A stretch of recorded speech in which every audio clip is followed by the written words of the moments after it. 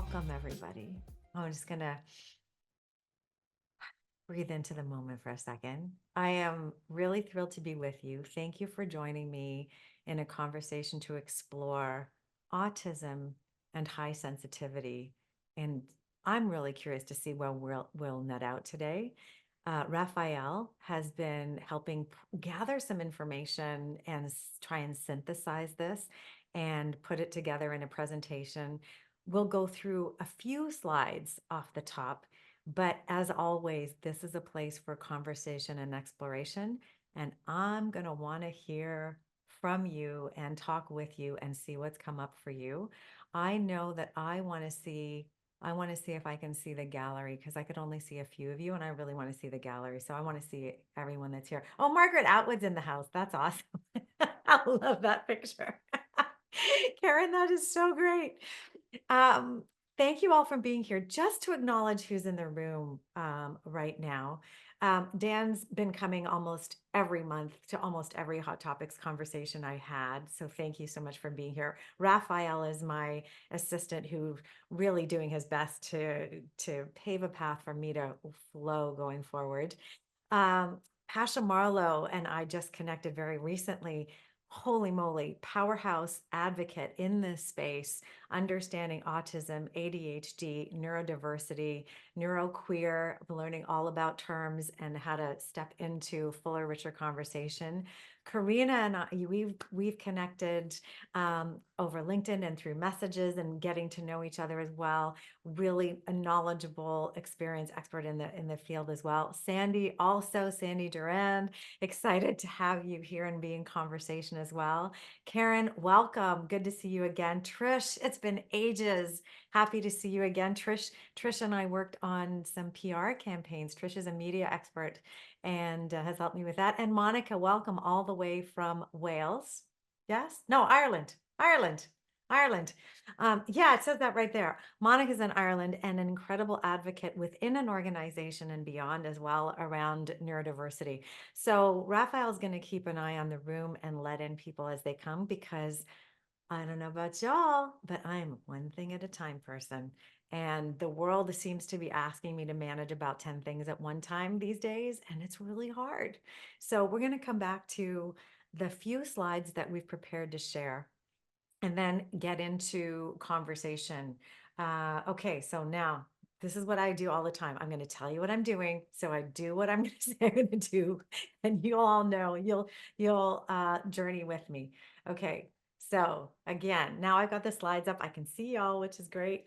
We're looking at again autism and high sensitivity, and I thought we'd go through my view so far of the characteristics of each trait.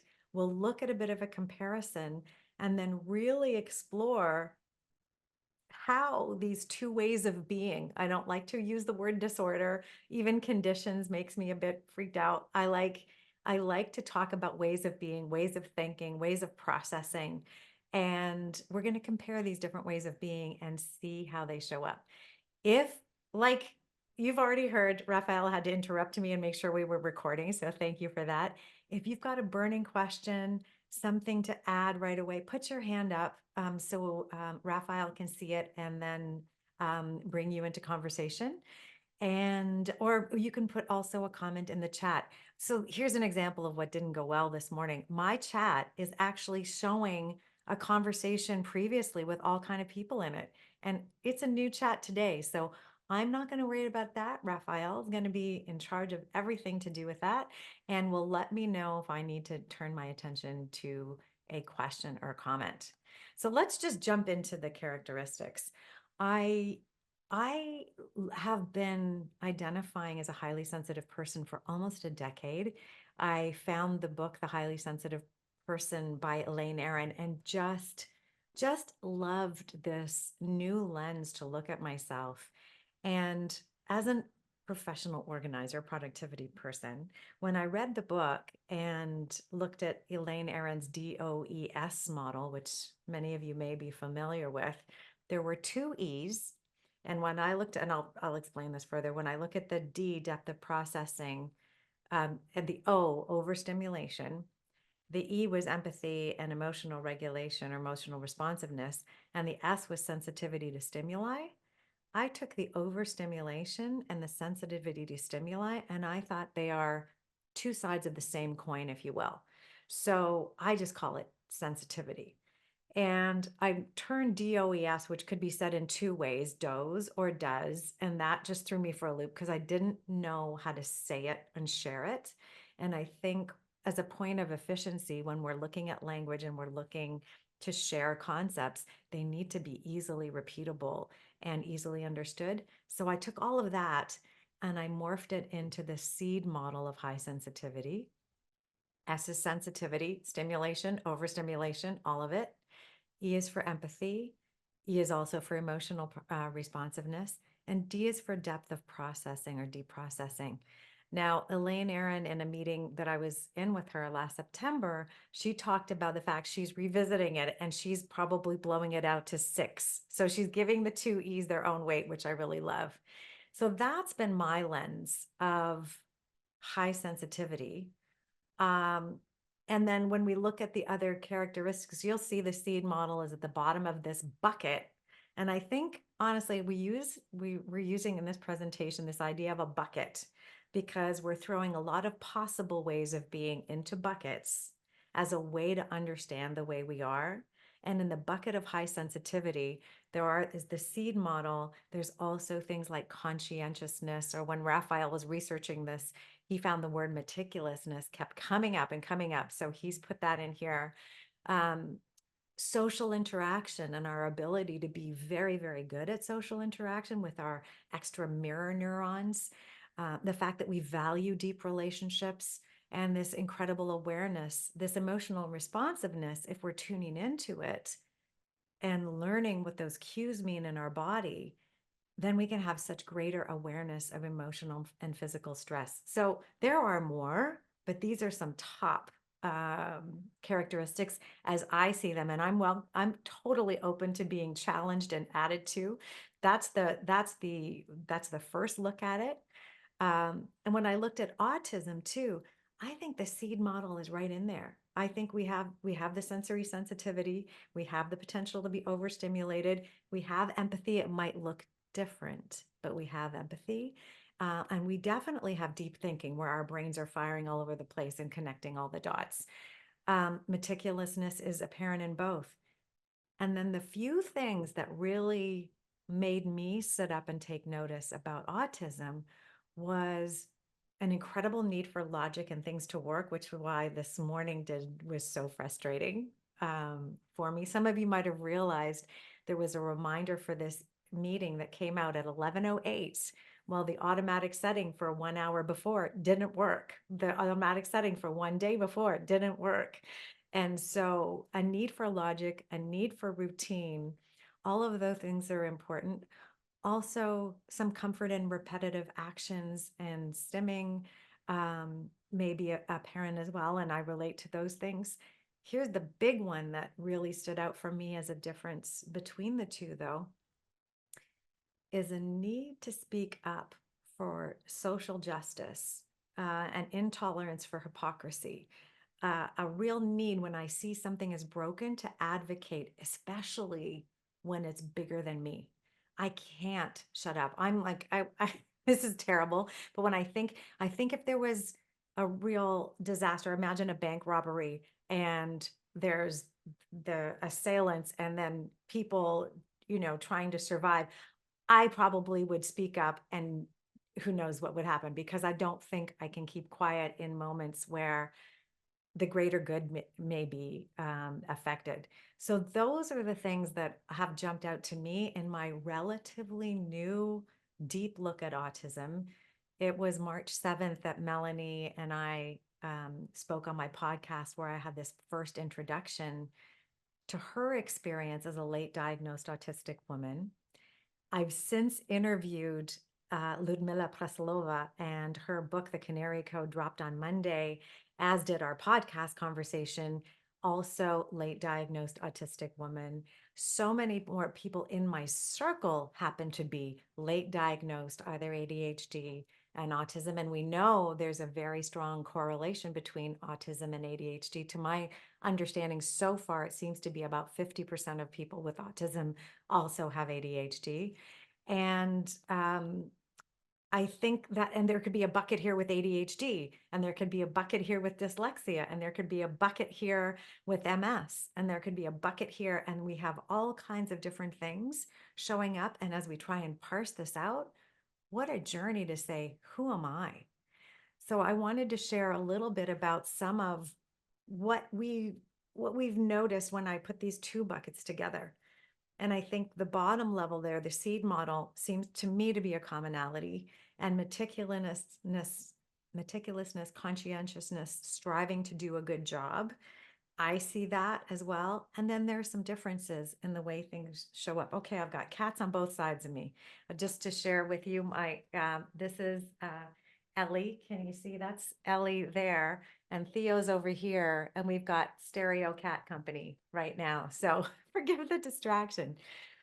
Um, what I'm really curious about is, what are people who are really deep in the conversation? What have they been saying about it?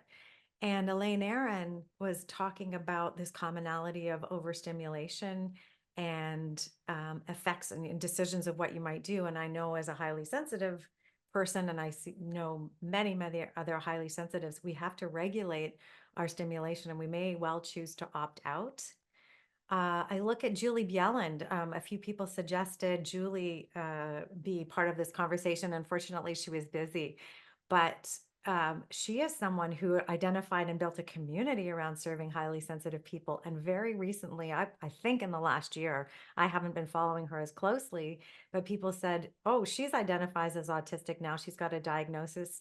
And on her site, she's got a list of 12 common traits amongst the two ways of being, and identifies as both, and is working to support both communities now. And here's Dr. Megan Anna Neff, and she's talking about in children that there is overlap, and they're not. We have to look at the whole picture and to get a fuller understanding. So I think there may be some muddiness here, and I'm curious. What do you think about this? I'm going to throw down some questions for us to ponder. But actually, before I do, I'm going to stop sharing. And based on all of that, I want to come to you to hear, what have you parsed in this conversation? And what do you think? What do you think I've missed, or what can be added to this exploration so far of high sensitivity and autism? Dan, you've got your hand raised. Yeah, we'll start with you, Dan. Thank you. Yeah, it's really interesting because I'm thinking about this, and for one, I think it's very possible I have a form of autism or Asperger's. I think because I can get very focused on certain things for a long period of time. Um, and also another thing that occurs to me is one of my dearest friends in the world has autism, and other people I know have said, well, gosh, I have a hard time interacting with this person, but I guess I've always felt kind of a connection. So it's very possible, for those two things are making me think, yeah, it's very possible I have it as well. So I just wanted to mention that yeah, and the more I think about it, it's very possible. Oh, thanks so much, Dan, for sharing that and sharing the positivity in what you noticed. Because a lot of times, for me, what made me think that autism couldn't possibly apply to me is because I really enjoy connecting with people, and I'm okay with eye contact, but everything else is so overwhelmingly strong and present. I had diminished this possibility, and therefore I think I diminished a whole line of exploration and avenue to get support in my life as well, which I think is super powerful. So Dan, thanks so much. Thanks so much for sharing your experience. Yeah, Karen, what would you like to add? I guess also because we were talking about some of the common traits, but the complication from having a lot of common traits is comorbidity and misdiagnosis. And I think it's important to address that female presentation of autism can look very different from what even clinicians expect to see from autism, and can lead to diagnoses that are more like um, borderline personality disorder, or manic depression, or other things that are the clinical view of symptomatic expressions of the stress that people are under. And so like really understanding that, especially when people who are arriving at this understanding of themselves at a later age have had these messages, um, almost, sort of a systemic or clinical gaslighting of, don't pay attention to that, because no, you're just sensitive, or no, you're just hormonal or something like that. So I think having an eye to that and really recognizing that is such a powerful thing for a lot of people who are going through this. I appreciate that ad so much. Yeah, I think if we look at a number of, different experiences on the journey to landing at this understanding, you're absolutely right. There's many, many stories of diminishment, gaslighting, not understanding, and the research being based pretty much on white boys. It means that we're not understood from a gender or age perspective as well. And then you add in what's interesting to me to add into the mix as well is the cultural impact. If we're looking at neurodivergence, neurotypicality, well, typicality is subject to the culture that you're in, and what the supposed norms are. So much so there might leave you feeling like, oh yeah, I'm fine right here, or completely like a fish out of water. So thank you so much for raising that point as well. Pasha, what would you like to add? Hi, thanks for inviting me today. Um, I'll just put it out there. My view is that HSP is an ableist term for autism. I think one of the main differences when you see a list of differences, it says, well, autism is a disorder. Autism has a diagnosis. And I would challenge that Dr. Aaron is not the be all end all of HSP, just like the DSM is not the be all end all of mental health. I think there's so many nuances specifically around women, non-binary, BIPOC. The intersectionality in general, as you mentioned, just is not in the research. So the midlife, highly masked, socialized female presents, in my experience as a therapist for 30 years, is very different from the stereotypical lens of autism. And so a lot of things like how we socialize or have learned to make eye contact, which I don't think is an aversion to eye contact, but that we're so sensitive, we actually feel empathetically and intuitively other people's feelings and experiences, so that it's actually too much stimulation. That's Mhm, my opinion on why we don't like eye contact as mhm, much. But I think it's in the languaging around it and in the stigma around it that makes it challenging for people to make that shift in their mind or in their own self-diagnosis or discovery of it. And I know that Dan and somebody else had said they might want to hear more about justice sensitivity, because that comes up a lot in autism, justice sensitivity, but that doesn't mean that everyone is just and equal and equitable and humane. My father's autistic, as am I, and my father and I watch very different news channels and have very different levels of justice sensitivity. And my social political views are completely of opposite ends, and you will never change either of our minds. So we're both justice sensitive, but that doesn't make us necessarily ethical or progressive or on the right side of history, depending on who you're talking to. But we are both truth tellers. Like, you can't not call something out, which in the Canary Code, in the book you mentioned, causes trouble in businesses where they say, bring your authentic self, share your beliefs, share if you see issues, absolutely give us a heads up if you see a problem, and then we do. yeah. And in that truth telling, we also get called troublemakers, not team players. And so there's consequences to it. And I can go on about privilege of diagnoses and disclosure and truth telling. But anyhow, I'll stop. Yeah, there's a lot to unpack, right? This Yeah, is yeah, like stepping into the water, but the water is very turbulent. yeah, It's like, yeah. it's choppy. There's a lot of wind out there. I think my cats. So here's what happened with the cats. Last night, we decided that my love made a very good suggestion that we should set the automatic timer because Ellie, to my left there, decides that at 6 in the morning, he needs to run through the hallway and bounce off the walls. And it was really sabotaging both of our sleep. So we closed the bedroom door last night and set food in a timer. And I think as a result, Theo has not had enough squish up time. So I think he never does this. He never does this. So I think that's what's going on. Pasha, thank you so much for your insights and really articulate way of sharing. So much more to talk about in all of those things. But I think that yeah, as we look at the work world and we look at the language that we're using, I'm really looking to discover how much more positively we can describe all of these ways of being and invite people to make room for them. Lewis, or Raphael, you can probably put in the chat my inclusivities link because I have a series of shirts and one of them is diagnosis is privilege. And I don't know if I put never mind the labels in the collection yet, but I think ultimately that's where I think we need to go to.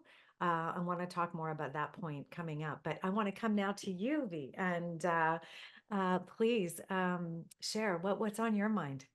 Oh, I just wanted to say I find it really interesting. So I'm joining from the UK, and it's a really big topic over here at the moment because it seems every child that we know seems to be diagnosed one way or another at the moment. It's the in thing to get, well, I say it like that. I don't mean it in a negative way, but unless you get diagnosed over here in the UK, children don't seem to get any help in schools or secondary schools and the likes.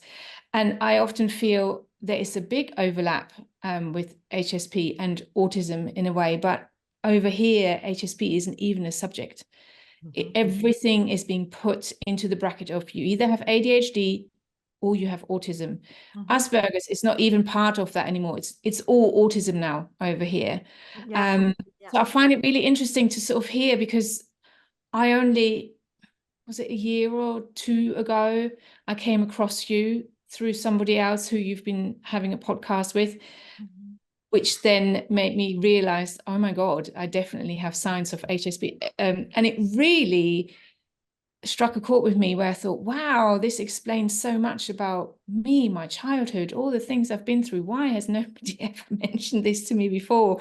And now you come with autism and I'm thinking, could this be it too? I have no idea because I've got 3 kids. They all have some sort of signs of autism, if you want to call it that way, or highly sensitive children.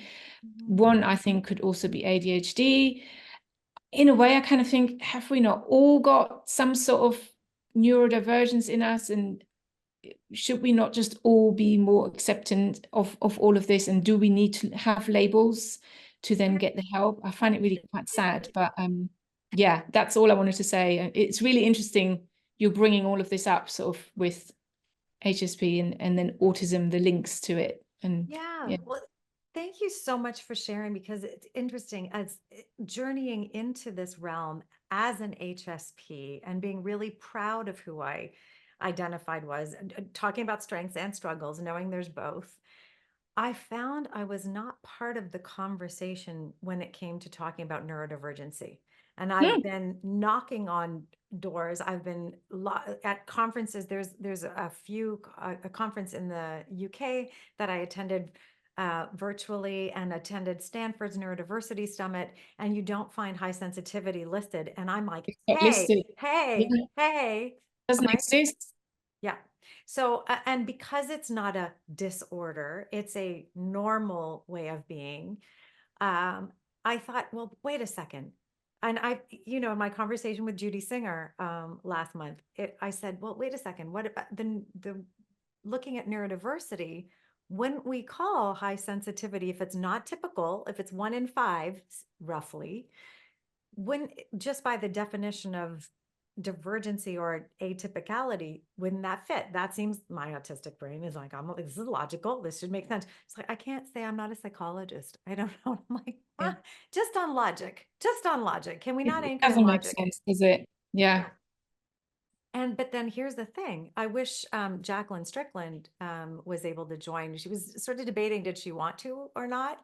And Jacqueline is really well known in the highly sensitive community. And she has an absolute aversion to the term neurodivergence, as I've encountered many highly sensitive people do. Some do, some don't. And I think it's all connected to disorder, stigma, diagnosis, negative perceptions. I'll use an analogy of MS because I also, yay, I am in the MS bucket as well. And I think when I was first got symptoms 2012, got diagnosed 2014. And in 2014, my neurologist said to me, Claire, you're walking towards the edge of a cliff and you don't know when you're going to fall off. I subsequently fired that neurologist, but that was his opening to me, right? And so the image in a lot of people's minds was MS equals wheelchair, inevitability. That's your path, right? Well, 10 years later Always. now, Mm. there's thankfully not a wheelchair in sight, but years ago, I thought potentially that's where I was headed, and rather fast. And I think there's this challenge we have when the bucket is very big and the range of experience is very wide, that we can have this extreme picture and it's, I don't want any of that. I want this, to take level 1 versus level 3, or what was Asperger's, which is now level 1, needing low support. And I'm also hearing there's a tension. So there's a tension in the identification where you are related to capacity and capability. And there's a tension then and fighting and disagreement within the communities that I'm also parsing out, because wait a minute, why does a level 1 person warrant support? The funding should go to level 3 and level 2 and level 1, figure it out. And my view is like the world is very inhospitable for highly sensitive people, no diagnosis. For level 1 people, maybe not need all the supports, but the world is very taxing and debilitating. And so, yes, I believe we need to get to what does an individual need to perform their best work, perform their biggest contribution, Yeah. be the best mom, be the best community member. What do we all need? And how do we make the dialogue around how we do things and the need for support? How do we make that a common conversation? And Raphael will know very, very well that that's the line of my body of work within my business, to work with leaders and their teams to say, never mind the labels, what do you need? Exactly. But even at school level, 100%. you Teamwork. learn so differently, and Yeah. there is no support over here. I don't know what it's like where you guys are, and even when you have been diagnosed, the support is still not there. And it's just Yeah. like when you kind of question, what's the point in even being diagnosed if you can't give me that support? There shouldn't be a need to be diagnosed to get the help that the children and all of us need to learn differently, to be accepted for who we Well, are. buy a t-shirt that says, never mind the labels, diagnosis is privilege, and start. I think we have an opportunity to make this more visible, and we have to make it a point of conversation. And the more conversations we can have, oh, what does that mean? What do you mean by that? I think it has to be normalized that we're talking about this, and that Yeah. also some of the accommodations, or I don't even know if it's accommodations, it's making room for each other. Well, I'll accommodate you. I'll accommodate your needs. It's compromise. In my corporate world, it's One another. compassion infused compromise. Yeah. And Yeah. we're coming to it out of a compassionate understanding of what someone else needs. And one day we might need to go one way, and another way we might need to go another direction. And we need to dance together with this whole view that we might not be able to have 100% of what we all need at this time. But that might mean we are paying a tax throughout the day through our ability to deal with things. And we choose to go to a concert, or we choose to go and be in a crowd because we want that end goal. And other days we choose to opt out. And we need that flexibility at work We need inclusive options at school. We need our businesses, and gosh, so many places we need to design in the options people need to be able to participate. I agree, and the understanding needs to be there from all levels, not just the people who have autism or the people who deal with their children who have autism. It should be everybody. But I don't know, you get bashed everywhere. I'd love to hear some ideas on maybe what's been successful in sharing needs. When I was working as an organizing professional in somebody's home, and I'd have a couple, and traditionally male and female couple, and mostly, not always, absolutely the opposite can be true, but in a lot of times the woman was striving to have more organization, to what you would think of as ordered an environment, and the man might have cared less, might have been at work more often, so able to escape this environment. I was thinking particularly of women at home with small children. And I had to work to find language to help the male at home understand what the female partner was going through and the kind of stress. And I found an analogy through music most often was successful. And what I would say is, imagine a kind of music, give me the music you like to listen to least. It's just like viscerally don't like that kind of music. And imagine this visual chaos is now that music in your ear loud and you can't turn it down. And so I was making as it makes sense for me to do, make a sensual connection to the experience, to that sensory overwhelm. A person who might not be experiencing it for visual stimulation, but they could get it for music, or they could get it for food. So like, say you don't like anchovies, now you're forced to eat an anchovy pizza. That seemed to have some success in people going, oh, I get it. What have you found in language? And V, if you've got something to add here, otherwise we can open up to the group as well. What have you found helps people understand the different needs and open their compassion to it? If you can get leaders that have empathy, I feel like there's a big empathy deficit in the leadership of companies. And so I think that if you really can get people to walk in your shoes or to understand how others might think, then yeah, I could see how that could make a big difference. You know, you're hitting on something there, Dan. And it's my episode 10 where I interviewed Keith Isaac of TD Bank, which is one of the top 10 banks in North America, one of the top 5 in Canada, top 10 in North America.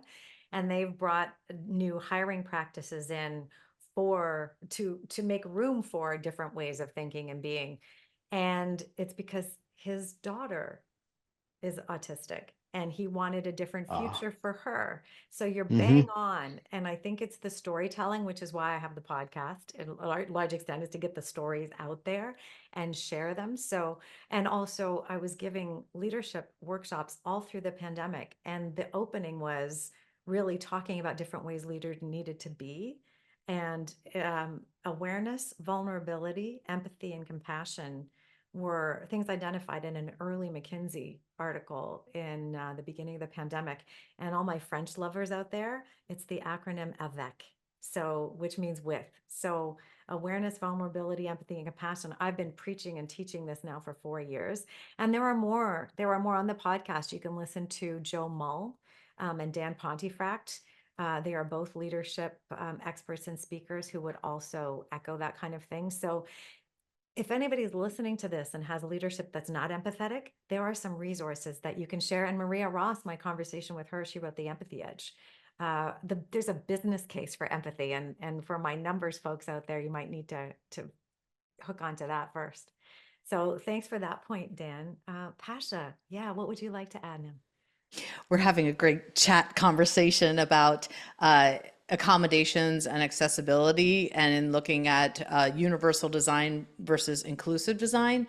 And Microsoft is doing amazing work around this, but with inclusive design, rather than people needing to disclose a diagnosis or ask for an accommodation, there's an assumption that there are support and access needs in the room. So closed captions are always offered, maybe an interpreter is always offered, things like that. And within every meeting. And that goes not only into neurodivergence, but let's go from neurodiversity affirming practices to even gender affirming practices. You know, pronouns are always used and respected. So we can go on and on, but it comes through the lens of solve for one and serve many.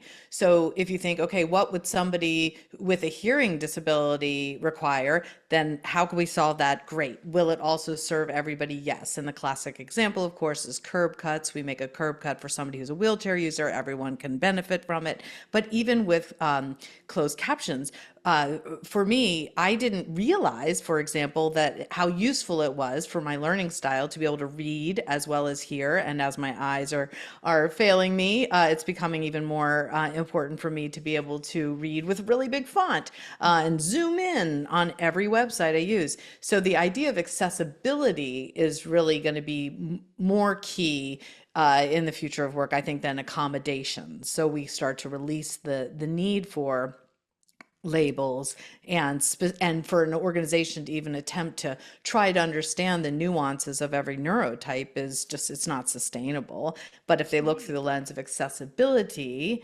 then it's something that they could serve many with.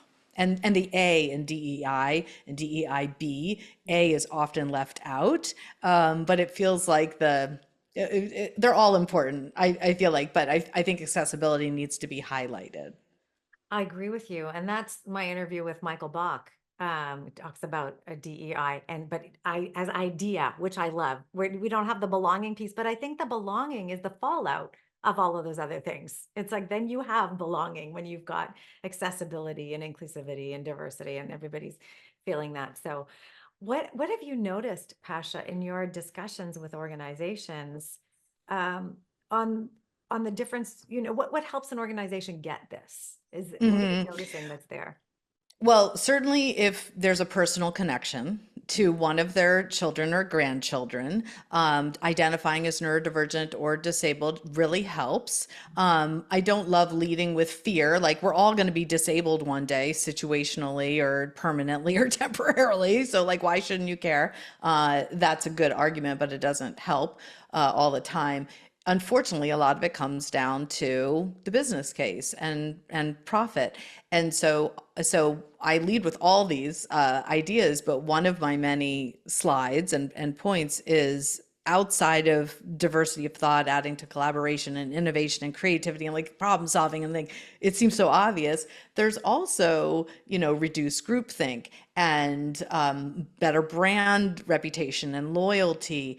And I think the more we're becoming educated and aware about the language of cultures of neuroinclusion and inclusion in general, there's going to be some obvious red flags that we see, from accessibility to language used on websites and in meetings and in onboarding and hiring practices, where it's just going to be an immediate red flag of not being a progressive or non-performative organization, not being actually inclusive. And so the business case of just not hiring and attracting new talent. And the younger the talent, the more they're going to be aware and looking for these red flags.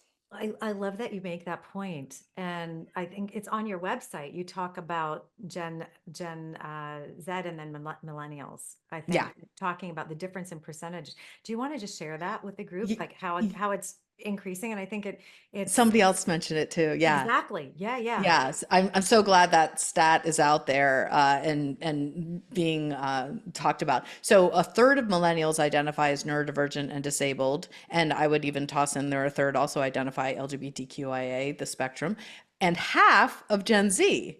And so not only are we noticing it's in their language to say neurodivergent, disabled, but they're also coming in with a lens of what that actually means. So no longer are we saying, 1 in 5 are neurodivergent or even 20%. Like that doesn't even make sense. If you expand the neurodivergent umbrella beyond ADHD, autism, dyslexia, and so on, if we're expanding it to anything that diverges from neuronormativity, that could potentially be most of us.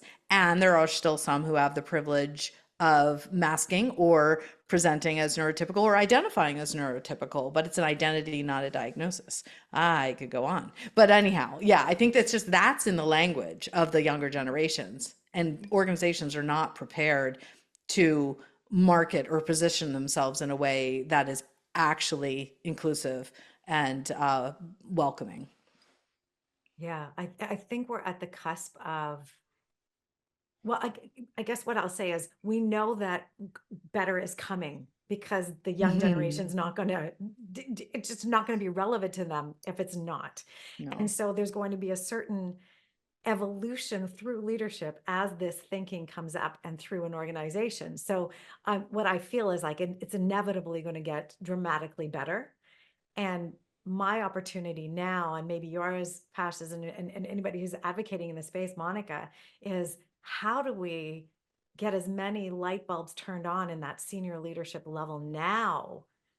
How do we wake them up gently and or violently? I don't know. Is it kisses on the forehead? Is it a cold shower? Like, what is it that invites people to really stop and think? And I think for me, it's been one conversation at a time.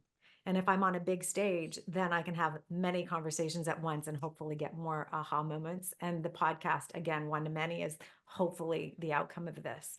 But that's I think this beautiful work that we're going to see this opening, and I think the need for a diagnosis. I don't know. I'm curious. I'm coming right to you, Karen. Do you have a sense of where we are in the journey of this? And I mean, there are so many return to office mandates, so much. The federal government here in Canada has just legislated people back to 3 days a week. There's in all the recounting, even Linda Duxbury out of Ottawa, a researcher, I followed her for years, no mention of disability, no mention of the need some people have for accessibility through flexibility. Accessibility through flexibility, that could be on a t-shirt. Oh. I'm thinking t-shirts. But I think where are we in the journey? I'm going to see, Pasha, if you want to just, are we at 2%, 10%? Do you have a sense of where we are in terms of the opportunity before us? I'm not sure in terms of percentages. My mind doesn't work in numbers like that, but I do think that the idea of people getting a diagnosis is becoming more and more unsustainable. The cost of it, the amount of time we have to wait to get it, not to mention, as we're finding from the authors and the quote unquote experts in the field, they're not sure. Like, there's just so few doctors, therapists, even psychiatrists who have any idea as to what, for example, late in life masked socialized female person identifies as autistic, like what that even looks like. And so I think we're running into a problem of organizations maybe thinking, oh, as soon as you got the diagnosis, we'll offer you the accommodations. And I see that shifting. I'm not sure about percentage. I do know that 30% of Fortune 500 companies have started neurodiversity hiring practices. I have a whole lot of feelings about that. I think it's totally exploitive of autistic people, and I don't think they're actually neurodiversity hiring practices at all. I think they're actually looking at the stats about autistic people being highly productive, and they're like, ooh, let's attract them. Yeah, and then they're actually excluding other neurodivergent people because it's not actually a neurodiversity hiring program. On top of that, they're also excluding people like me who are autistic. And yes, I see patterns, but not in numbers ever. I see them in images and people. Like, I'm better suited for management and leadership. Don't put me in front of a computer coding. I will fail in a day. But the stereotype and the stigma is about that logical thinking. I'm a more nonlinear thinker, a more critical thinker. That's where my patterns and repetition come in my presentation of autism. That's not even in hardly any research or manuals yet. That's anecdotal, and everyone in the room nodding like, yeah, I get that, because that's our experience. And so I think I just think there's a long way to go. Unfortunately, there's a long way to go until we're going to get the accessibility we require on the whole, all bodies and minds. The awareness first. And then we can say now it's logical for you to realize accessibility is a fallout, but the awareness piece is still where we're at, I think. Yeah. Thank you. Thank you for your amazing work there. Karen, I want to come to you now. Please. Yeah, so we were talking a little bit about accessibility and, how to get there and how to get the message out and how to get that accepted by organizations. And I think really that sort of topic about accessibility and design is so important, because if accessibility starts after the design of anything, it's always an accommodation, right? 100%, it's always an accommodation. And it's always just a bridge across. It's not the full experience. So if I design, right now I'm working on micro credentials. So if I design a micro credential digitally delivered course, and it's written like it's a textbook, and it relies on visual charts and graphs to communicate or to allow someone to absorb the information because they can't just get it from the text, then where does that leave people who are with screen readers? Right, who now have to navigate, first of all, the increased cognitive difficulty of using a screen reader to absorb all of that textbook information, but then to get a visual, a description of a visual that is never going to be equivalent to what the seeing person is going to see, and then have to put that together and master the concept. But if I took my, like, let's say, radio and television background and wrote the text as if it was a script for a podcast or NPR or something, then instead of relying on the visual to be the key for unlocking understanding, I can say, how can I put this visual into the script? How can I make people see that in their mind's eye? Can I start the paragraph with imagine if, picture this, and then place that visual side by side, but not be dependent on it. It no longer becomes a dependency that we have to put more resources and more money and more development into accommodating the person who has disability. And now it becomes a selling feature. Now it becomes, oh, your clients are too busy to take in all the material. Well, we also have it in podcast form. They can listen to it on their morning drive.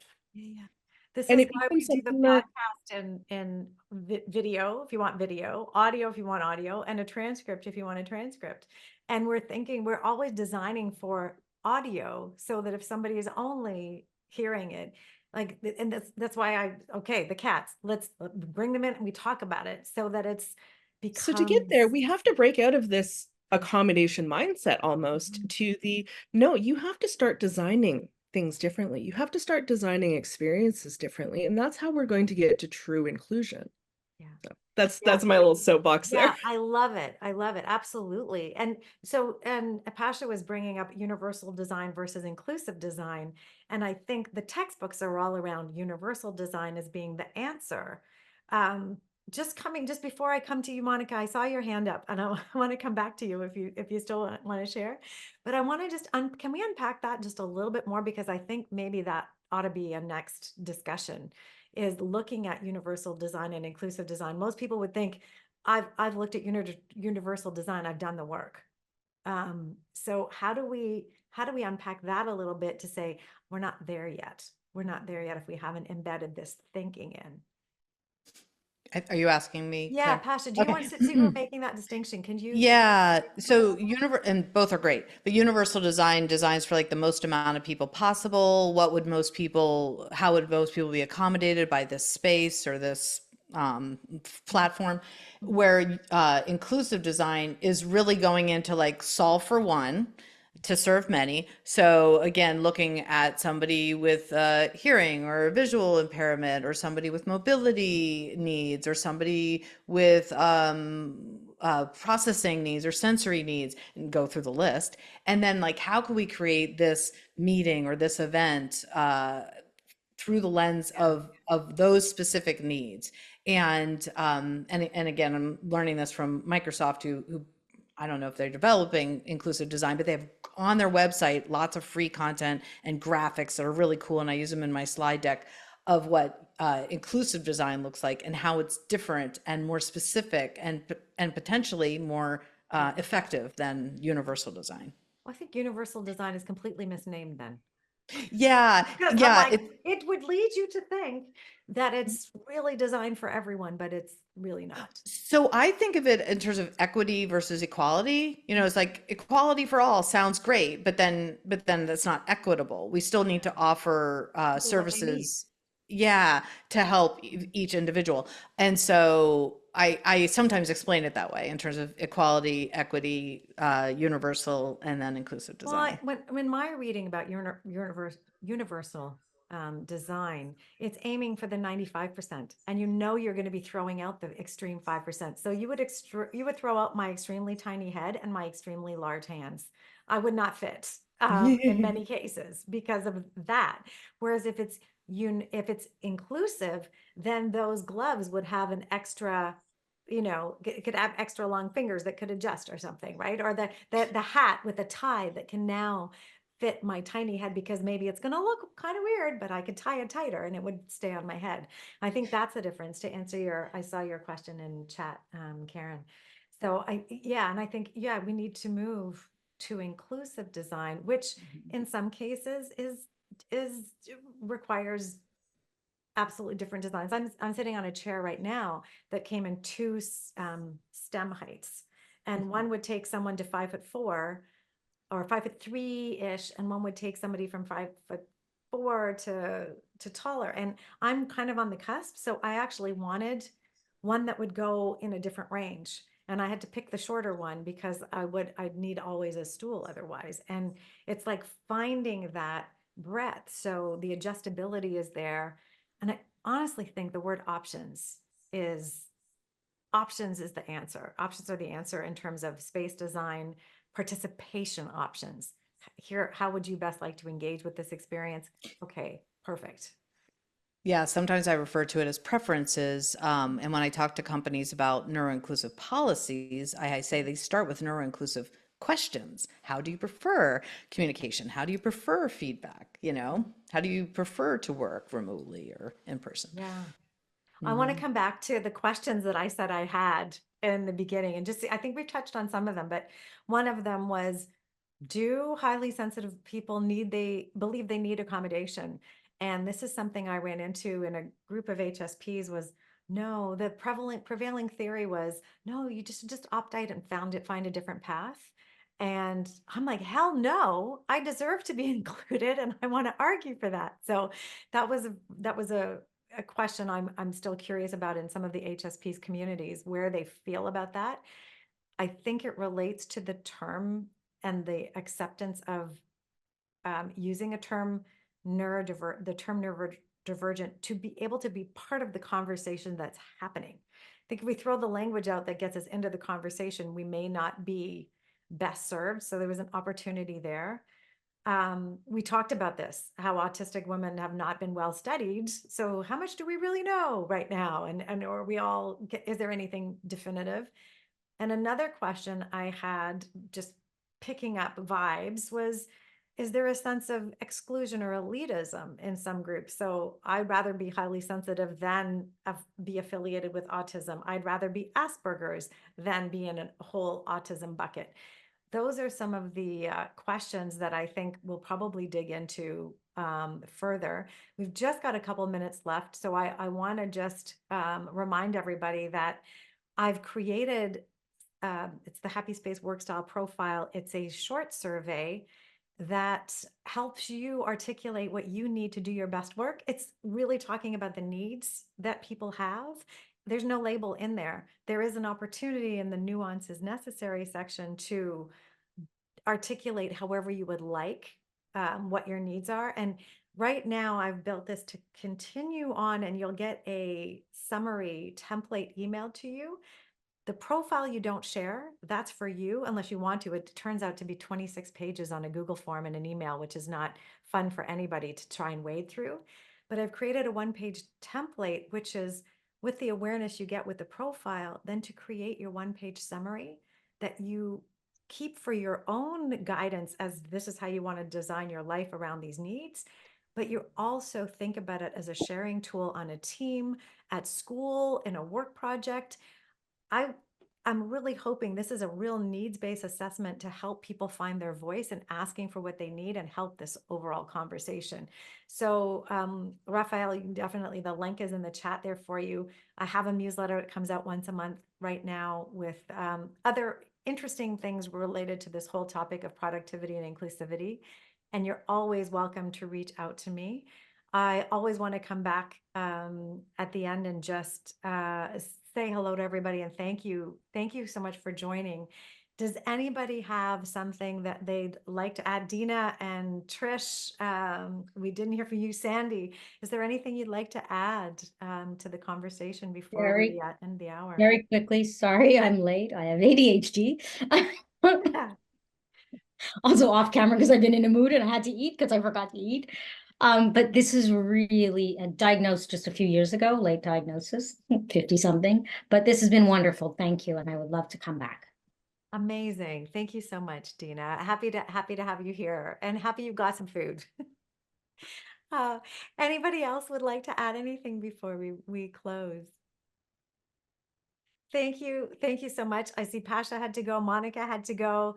We had some really valuable additions to the conversation. Dan, you'd like to say something? Yeah, just real quick. I think it's at least in the US, a big uphill climb in terms of how do you convince businesses that this is what they want to do, because we have a very pro-business government, and I think it would be very difficult. They have no problem giving businesses all kinds of money for certain things, but that I could imagine there'd be an outcry. So that's, I think, the big uphill climb we face in this nation. Yeah, I'm looking for the ears that are already bending towards the conversation and having a lot of conversations there. I've been accepted to speak at a conference in Washington, DC in October, Neurodiversity at Work. And I'll be looking, there's supposed to be 400 attendees coming. So it's looking for those organizations that have an ear to the ground. If you do know of an organization that's like, yes, I do want to invite the best out of everyone, please feel free to connect me, because those are the organizations I want to work with, taking that work style profile and then working with the leader in their team to say, how do we get this compassion infused compromise alive and working so that you're inviting everyone's best performance? It's going to affect the bottom line. It's going to affect the results. And we're not going to be marginalizing talent, which is, to me, one of the biggest crimes in the world. So thanks everyone so much for being here. It's been a real pleasure to be in conversation with you all. Thanks so much. Thank you, everybody. Thanks. Come back next time.